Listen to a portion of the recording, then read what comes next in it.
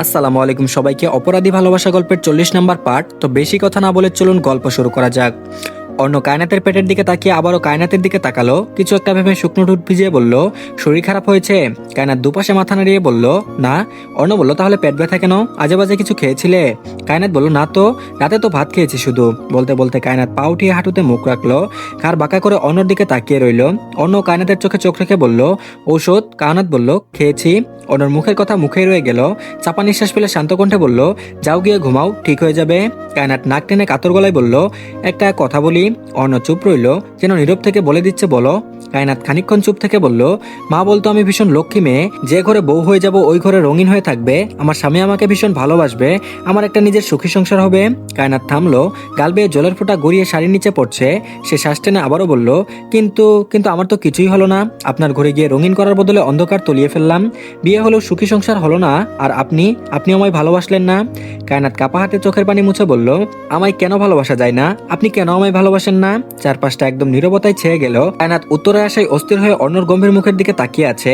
অর্ণ হাবভাব বোঝা মুশকিল। কায়নাত সাহস করে অর্ণর শরীর ঘেঁষে তার বুকে মাথা রেখে অর্ণর টি শার্টের কলার আঁকড়ে ধরে ফুপিয়ে বলল, আপনি কেন আমায় ভালোবাসেন না? আমি কেন আপনার মতো একজন নির্দয় পাষাণ লোককে ভালোবাসতে গেলাম? কেন আপনাকে ভালোবেসে ফেললাম আমি? কেন বলুন? হাউমাউ করে কেঁদে উঠল সে। অর্ণর গলা জড়িয়ে ধরে ঘাড়ে মুখ রেখে হাউমাউ করে অশ্রু বিসর্জন দিতে ব্যস্ত। অর্ণ চুপচাপ তার দেহের সাথে লেপ্টে থাকা হালাল নারীর কান্না শুনছে, না কায়নাতকে সান্ত্বনা দিচ্ছে আর না মুখ ফুটে একটা কথা বলছে। চারপাশটা কেমন থমথমে ভুতুরে ভুতুরে লাগছে। কায়নাতের কান্নার শব্দে চারপাশটা ভারী হয়ে এলো। আস্তে আস্তে কান্নার গতি কমে আসতে ফিসফিস করে বলল, আমার পেটে ভীষণ ব্যথা হচ্ছে। অন্য লম্বা শ্বাস টেনে মুহূর্তে পাজা খুলে নিল ওকে। বড় বড় পা ফেলে সিঁড়ি বেয়ে নেমে ঘরে ফিরে এসে বিছানায় বসালো তাকে। ঘরের দরজা বন্ধ করে বিছানার নিকট এগিয়ে গিয়ে কায়নাতের পাশে বসলো। বিছানা ঠিক করে বলল, ঘুমানোর চেষ্টা করো। কায়নাত গুটি মেরে এক কোনায় গিয়ে মাথা রাখলো বালিশে। ব্যথাতুর চোখে অন্যর দিকে তাকিয়ে বলল, আমায় একটু ভালোবাসে দেখুন, আমি আপনাকে আপনার থেকেও বেশি ভালোবাসবো। অন্য ঘরের লাইট বন্ধ করে চুপচাপ বিছানায় এসে শুয়ে পড়লো। কায়নাত অন্যর কাছে একটু এগিয়ে এসে ফের বলল, আমায় ভালোবাসবেন না আপনি? একটু বাসুন না। অর্ণ দাঁত চিবিয়ে চিবিয়ে বলল, শ্যাট আপ ননসেন্স, ভালোবাসার কি বুঝো তুমি? কায়নাত বলল, সব বুঝি। অর্ণ ঘুরে শুয়ে কায়নাতের ঠোঁটে ঠোঁট চেপে ধরলো। নরম ছোঁয়া নয়, বরং ঠোঁটের স্পর্শ ছিল ধারালো। কায়নাত চোখ বড় বড় করে হাত পা ছড়াছড়ি করলো। খানিকক্ষণ পর অর্ণ ঠোঁট ছড়ালে কায়নাত হাঁপিয়ে উঠে বলল, কি করছেন আপনি? অর্ণ দাঁত কটমট করে বলল, ভালোবাসা খাওয়ার শখ হয়েছে তাই ভালোবাসা খাওয়াচ্ছি। কায়নাত শাড়ির আঁচল দিয়ে ঠোঁট ডলে ডলে বলল, ছি, অসভ্য পুরুষ, ভালো যখন বাসবেনই না তাহলে সিগারেট খেয়ে মুখ গন্ধ বানিয়েছেন কেন? আমার এখন পেট আরো খারাপ হবে। অর্ণ বিরক্তিতে মুখ কুচকে ফেললো। ভেজা ঠোঁট হাত দিয়ে মুছে ধমক দিয়ে বলল, আরেকটা শব্দ আমার কানে এলে এক আছাড় মেরে গলিয়ে ফেলবো তোমায়। কায়নাত চুপ করে গেল। কাঁথা শরীরে জড়িয়ে চোখ বন্ধ করলো। পেটের ব্যথায় মাথার গিলু ঘেটে গেছে। কি থেকে কি বলছে সে নিজেও জানে না। তবে ঠোঁট লাজুক হাসি টেনে একবার পিটপিট করে অন্যর দিকে তাকাতে ভুলেনি। আর এদিকে সকাল সকাল বিয়ের তোড়জোড় শুরু হয়েছে। বরযাত্রী যাবে জোহরের পর। ছেলেদের নামাজ শেষ হলে সবাই একসাথে যাবে, যদিও বরযাত্রী বেশি লোক যাবে না। সকাল সকাল চৌধুরী বাড়ির ঢোল ঢাকনায় মেতে উঠেছে। বাচ্চারা হইচই করে খেলায় মেতে আছে। বাড়ির প্রত্যেকটা মানুষ ব্যস্ত। এত ব্যস্ততার মাঝেও প্রেম পায়ের উপর পা তুলে আরাম করে ঘরে বসে আপেল খাচ্ছে। কাল রাতে যেই কাণ্ড করেছে, এরপর আর ঘরের বাইরে যাওয়ার সাহস পাচ্ছে না সে। দাদার সামনে পড়লে নিশ্চিত পায়ের জুতা খুলে মারবে। শেহের স্বার্থ আদাল বাজারে গিয়ে চুল কেটে এসেছে। একে একে তিনজন গোসল ছেড়ে ঘরে বসেছে মাত্র। আদাল প্রেমের কালো মুখ দেখে বলল, ভাইয়া বিয়ে করবে ভালো কথা, তাই বলে দাদাকে? প্রেম কটমট করে তাকালো আদালের দিকে। হাতের ছুরি সোজা করে কানে ধরে বলল, ফুরি কেটে সেলাই লাগিয়ে দেবো বেয়াদব। আদাল বলল, আমি আবার কি করলাম? আকাম যা করার সব তুমি করেছো। বাবা তোমাকে সকাল থেকে খুঁজছে জানো। প্রেম বলল, বাবা কেন খুঁজছে? আদাল বলল, দাদার সাথে বাবার সকালে কথা হওয়ার পর থেকে তোমার খবর নেওয়া চলছে। প্রেম শুকনো ঢুক গিলে স্বার্থর দিকে তাকিয়ে বলল, স্বার্থ ভাই, বাবা যদি কোমরের লুঙ্গি খুলিয়ে সারা গ্রাম ঘোরাই তাও ঠিক আছে, কিন্তু দাদাকে যে আমি ওই কথা বলেছি এটা যদি সবাইকে বলে দেই তাহলে আমার মানিজ্য শেষ হয়ে যাবে। স্বার্থ বলল, তোর আবার বাণিজ্য তো আছে? আমি তো ভেবেছিলাম ওটা জন্মের পর থেকেই লাপাত্তা। সে স্বার্থর পেটে হাত বুলিয়ে আফসোসের স্বরে বলল, স্বার্থরে, তোর পেটের বাচ্চা দুনিয়ার আসার আগেই দেখি বাফারা হচ্ছে। প্রেম যে ওর দাদাকে বিয়ে করে শ্বশুরবাড়ি যাওয়ার প্ল্যান করছে। আদাল ঠোঁট টিপে হাসলো। স্বার্থ নিজের পেটে হাত বুলিয়ে বলল, চিন্তা করিস না বাচ্চা, তোর বাপকে আমি কোথাও যেতে দিব না। প্রেম বিরক্ত হয়ে স্বার্থর প্যান্টের বেল্ট আঁকড়ে ধরলো। তাতে দাঁত লাগিয়ে বলল, চলো আজকে তোমার পেটের বাচ্চা বের করছি। স্বার্থ সেখানে দু হাত দিয়ে ঢেকে চিৎকার করে বলল, এই হতচ্ছাড়া, আমাকে ছাড়। আমার সম্মানহানি করতে চাইছিস তুই? প্রেম বলল, সম্মানহানি তো আগেই করেছি, সেটা না করলে তোমাকে গর্ভবতী বানালাম কি করে? সার্থক কিছুক্ষণ থমেরে থাকার পর হাত সরিয়ে বলল, তা ঠিক, নিয়ে যা করার কর। প্রেম নাক মুখ ছিটকে হাত সরিয়ে ফেললো। গ্রামে আর থাকবেই 3-4 দিন, আর একবার ঢাকা গেলে সহজে আর আসা হবে না। আসা না হলে নিধির সাথে দেখা হবে না। বেচারা মহাজালায় ফেসে গেছে। সে রাগে গজগজ করে ঘর থেকে বের হলো। স্বার্থ শর্ট টেনে চিৎকার করে বলল, রাগের মাথায় আবার কাউকে ছুঁয়ে দিস না প্রেমা, তাহলে দেখা যাবে আমার মতো ওই মানুষটার পেটেও বাচ্চা চলে আসবে। আর এদিকে নিশা নুসরাতের জন্য কিছু ফল কেটে এনে সোফায় এসে বসলো। নুসরাতের কোলের উপর কাচের প্লেটটা রাখতে না রাখতে রাহেলা বানু এসে হাজির হলেন। তিনি নুসরাতদের সামনে বরাবর সোফায় এসে বসলেন। তীক্ষ্ণ চোখে নুসরাতকে দেখে বললেন, তোমার কয় মাস চলে? নুসরাত মুচকি হেসে বলল, 5 মাস চলছে, 6 মাস হবে বড় দাদি।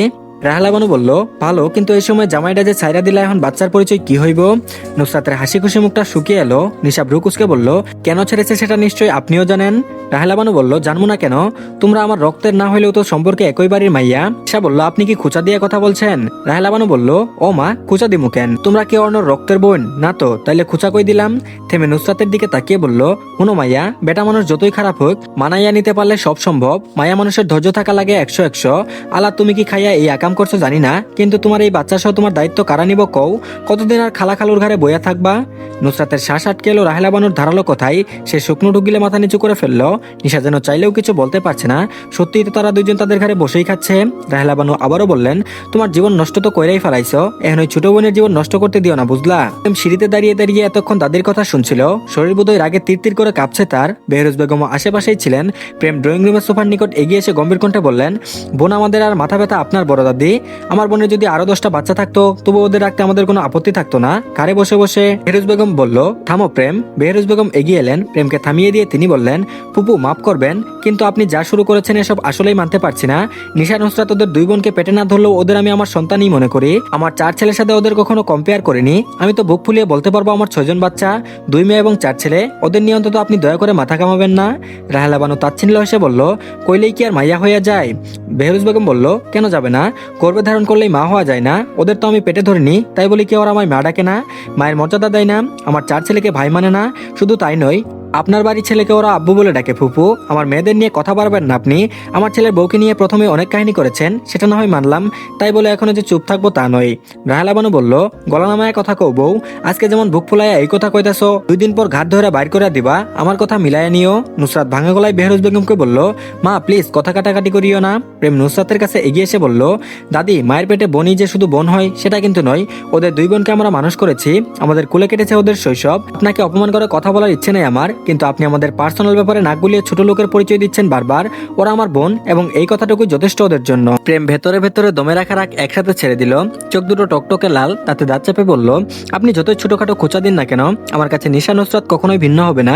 ওরা আমার রক্তের না হলেও আমার প্রাণের বোন। ওদের চোখে পানি আসলেই বুকের ভেতর আগুন জ্বলে ওঠে আমার। যদি বারবার ওদের নিয়ে খোঁচা দেন, তাহলে সহ্য করতে পারবো না আমি। কথাগুলো শেষ করে প্রেম নিশার মাথায় হাত রাখলো। মৃদুস্বরে বলল, বোন আমার, লজ্জা তুই পাবি না। ওকে নিয়ে কারোর কাছে সাফাই গাইতে হবে না। তোকে আমি বোন বলেছি, একটা কথাই সারা জীবন যথেষ্ট। তারপর নুসরাতের দিকে তাকিয়ে আরো দৃঢ় কণ্ঠে বলল, তুই আমার বোন, তোর বাচ্চা মানে আমার ঘরের বাচ্চা। কেউ প্রশ্ন করলে প্রথমে আমাকে প্রশ্ন করবে, তোকে নয়, কারণ এই সংসারে তোর দায়িত্ব আমার মতো ভাইদের কাঁধেই। বেহরুজ বেগম ছেলের কথায় চোখের কোণে পানি জমে গেলে ঠোঁটে গর্বের হাসি টেনে বলল, আমার ছেলের মুখে আজকের এই কথাই যথেষ্ট। প্রেম ঘাড় ঘুরিয়ে রাহেলা বানুর দিকে তাকিয়ে সোজা সাপটা বলে দিল, দাদি, দয়া করে আর বোনদের নিয়ে কোনোদিন কথা বলবেন না। আপনার সম্মান আমার চোখে অটুট থাকবে, তবে তার মানে এই নয় যে আমরা চুপচাপ সহ্য করব। ওরা আমার বোন, আর আমি যতদিন বেঁচে আছি ওদের নিয়ে কোনো অপমান আমি সহ্য করব না। এইটুকু মনে রাখবেন, আমরা 4 ভাই ওদের পেছনে দাঁড়িয়ে আছি এবং আজীবন থাকবো। ঘরের ভেতর কেমন চাপা নীরবতা নেমে এলো। নুসরাত কাপা হাতে চোখের পানি মুছে ফেললো। নিশা হালকা হাসি দিয়ে ভাইয়ের দিকে তাকালো। প্রেম বুক ফুলিয়ে দাঁড়ালো। রাহেলা বানু কিছুক্ষণ মুখ গম্ভীর করে চুপ রইলেন। চারপাশের পরিবেশটা যেন আরো ভারী হয়ে উঠলো। তারপর আঁচল ঠিক করতে করতে কটমট চোখে প্রেমের দিকে তাকিয়ে বললেন, তোকে কিছু কই আর লাভ নাই প্রেম। যেদিন আমার কথা বুঝবি ওই দিন খালি মাথা ঠাপড়াবি। এমন বলে তিনি ধীর পায়ে বেরিয়ে গেলেন। ড্রয়িং রুম নিস্তব্ধ হয়ে গেল। বেহরুজ বেগম ধীরে ধীরে এগিয়ে এসে প্রেমের কাঁধে হাত রাখলেন। মমতা মাখা কণ্ঠে বললেন, আমার বুকটা গর্বে ভরে গেল, কিন্তু মনে রেখো, দাদিরা সবসময় নিজের কথাকে সত্যি ভাবে, তাই তুমি তর্কে জড়াবে না। তুমি শুধু এভাবে বোনদের পাশে দাঁড়িয়েও, এইটুকুই আমার কাছে অনেক বড় ব্যাপার। প্রেম কিছুক্ষণ মাথা নিচে করে দাঁড়িয়ে রইল। তারপর আস্তে করে বলল, মা, আমি চাই না নিশা নুসরাতের চোখে আর কোনোদিন কান্না আসুক। ওরা যদি কাঁদে সেটা আমার সহ্য হবে না। নুসরাত ভাঙা হাসি হেসে বলল, ভাইয়া, তোমার মতো ভাই থাকলে আমাদের আর কিচ্ছু করার দরকার নেই। নিশা ভেজা চোখে প্রেমের কোমর জড়িয়ে ধরলো। নাক টেনে বলল, আমি তো তোমার বোন, বলো। প্রেম মুখটা অন্যদিকে ঘুরিয়ে নিল, চোখের কোণে জমে ওঠা পানিটা কেউ না দেখে ফেলে। বেহরুজ বেগম ওদের দিকে তাকিয়ে বললেন, কে কি বললো সেসবে তোরা কান দিবি না। আমি তোদের মা, শুধু এটুকুই মনে রাখবি।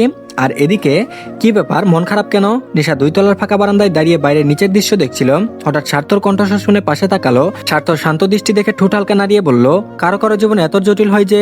স্বার্থ নিশার কথা থামিয়ে দিয়ে বলল, এখন আপনার মন খারাপের কারণ বলুন। নিশা ফের বাইরে তাকিয়ে বলল, কায়নাতের মতো আমারও তো মা নেই, বাবা নেই স্বার্থ ভাই, তবুও আমি কখনো মা বাবার কমতি বুঝিনি। আজ যখন রাহেলা দাদি এতগুলো কথা বললেন, তখন মনে হয়েছিল সত্যি হয়তো আম্মু আব্বুর ঘাড়ের উপর বসে আছি আমরা 2 বোন। ভাইয়া আর আম্মু তখন মাথায় হাত রেখে পরিস্থিতি হ্যান্ডেল করলেন। খুব ভাগ্য করে এমন একটা পরিবার দুইবার পেয়েছি আমি। স্বার্থ বলল, শুন, দুঃখ কষ্ট সবার জীবনে আছে, তাই বলে মন খারাপ করে থাকলে চলে? তোর 4 ভাই জীবন দিয়ে হলো তোদের 2 বোনকে সর্বোচ্চ সুখী জীবন দেওয়ার চেষ্টা করবে, জানিস তুই? নিশা বলল, জানি বলেই আজ গাল ভরে হাসতে পারছি। স্বার্থ মুচকি হাসলো, দীর্ঘশ্বাস ফেলে নিশার চোখে পানি মুছে দিয়ে বলল, একবার আমার ঘরে আয়, কথা দিচ্ছি তোর চোখে কোনোদিনও এক ফোঁটা পানিও আসবে না, বুকের ভেতর লুকিয়ে রাখবো তোকে। নিশা লাজুক হাসলো, স্বার্থর চোখে চোখ রেখে বলল, শেষ ইচ্ছেটুকুই যে তুমি। আর এদিকে ক্ষীণ আলোয় অর্ণর ঘর আলোকিত। কায়নাত পেটে ব্যথায় কাতরাচ্ছে, মাথার চুল এলোমেলো হয়ে পুরো বিছানা ছড়িয়েছে। অস্পষ্ট স্বরের ব্যথাতুর শব্দ কর্ণদয়ে পৌঁছাতেই অর্ণ পিটপিট করে চোখ খুলল। কায়নাতকে এমন ব্যথায় কাতরাতে দেখে ঘুম ঘুম চোখে উঠে বসলো বিছানায়। কায়নাতের মুখের সামনে চলে আসা চুলগুলো সরিয়ে বলল, ব্যথা যায়নি তোমার? কায়নাত মাথা নাড়ালো, বিছানার চাদর আঁকড়ে ধরে ফুপিয়ে বলল, মরে যাব আমি। অর্ণ বালিশের পাশ থেকে ফোন বের করে প্রেমের নাম্বারে কল দিল। প্রেম খানিকক্ষণ পর নিশাকে নিয়ে ঘরে আসতেই কায়নাতকে কিছু জিজ্ঞেস করলেও কায়নাত উত্তর দিল না। প্রেম আর চোখে ভাইয়ের গম্ভীর বদন দেখে বলল, ভাইয়া, ভাবিকে হসপিটালে নিয়ে যাও, গাইনি ডক্টর দেখাও। নিশা তৎক্ষণাৎ কায়নাতকে নিয়ে অর্ণর সাথে বের হয় বাড়ি থেকে। কাউকে কিছু না জানিয়েই বেরিয়েছে তারা। ডক্টর দেখানোর পর জানা গেল কিছু কালস প্রবলেমের জন্য এমনটা হয়েছে। রিপোর্টে তেমন কিছুই আসেনি। ডক্টর বলেছে রাত জাগা, খাওয়া অনিয়ম, মানসিক চাপ, পরিবেশ বদল, এসব কারণে এই সমস্যা হয়েছে। তবে চিন্তার কোনো ব্যাপার নেই। গাড়িতে অন্য চুপচাপ বসে আছে কায়নাতের পাশে। কায়নাত দুর্বল শরীর ছেড়ে দিয়েছে অন্যর বুকে, চোখ আদো খোলা। সামনে নিশা ঠোঁট চেপে বলল, এত টেনশন কিসের? খাওয়ার অনিয়ম, আবার রাতও জাগো, কিন্তু কেন? কায়নাত চুপ রইল। অন্য লম্বা শ্বাস টেনে মাথা নিচু করে কায়নাতের শুকিয়ে যাওয়া মুখশ্রী দেখে বলল, ঘর থেকে এক পা বের হলে ঠ্যাং ভেঙে গলায় ঝুলিয়ে রাখবো তোমার। বাড়ি ফিরতে ফিরতে 11টা বেজে গেছে। অনেকে জিজ্ঞেস করেছিল তারা কোথায় গিয়েছিল, তবে অন্য উত্তর দেয়নি। আতিয়া বেগমকে খাবারের কথা বলে কায়নাতকে নিয়ে ঘরে চলে গেছে। খাবার খেয়ে কায়নাতকে ওষুধ খাইয়ে ঘুমাতে বলেছিল অর্ণ। কায়নাত কথা মতো ঘুমিয়েছে। নামাজের পর বরযাত্রী গেছেন মেয়ে বাড়ি। অর্ণবাদে প্রায় সব ছেলেরাই চলে গেছেন, মেয়েদের মতো কয়েকজন গেছেন। দুপুর 2টার পর আতিয়া বেগম অর্ণর ঘরে এলেন। নিশার থেকে তিনি সব শুনেছেন। নিশা বরযাত্রীর সামনে যাওয়ার আগে সব বলে গেছে। আতিয়া বেগম কায়নাতের পাশে এসে বসলেন। অর্ণ ওয়াশরুমে গেছে। তিনি কায়নাতের মাথায় হাত রেখে বললেন, অনেকক্ষণ ঘুমিয়েছিস, উঠ এখন। কায়নাত পিটপিট করে চোখ খুলে দাদির মায়া মুখশ্রী দেখে মুচকি হাসলো। দাদি বলল, এখন শরীর কেমন? কায়নাত বলল, ভালো। দাদি বলল, গোসল সেরে নিয়ে তাহলে আরো ভালো লাগবে। তো ধন্যবাদ সবাইকে, এই পার্টটি এই পর্যন্তই। তো সবাই প্লিজ চ্যানেলটিকে সাবস্ক্রাইব করে দিন। আর পরবর্তী পার্টও দিয়ে দেওয়া হয়েছে, তো সবাই দেখে নেবেন। আর সবাই অবশ্যই ভিডিওতে একটা লাইক দিন। আল্লাহ হাফেজ, ভালো থাকবেন সবাই।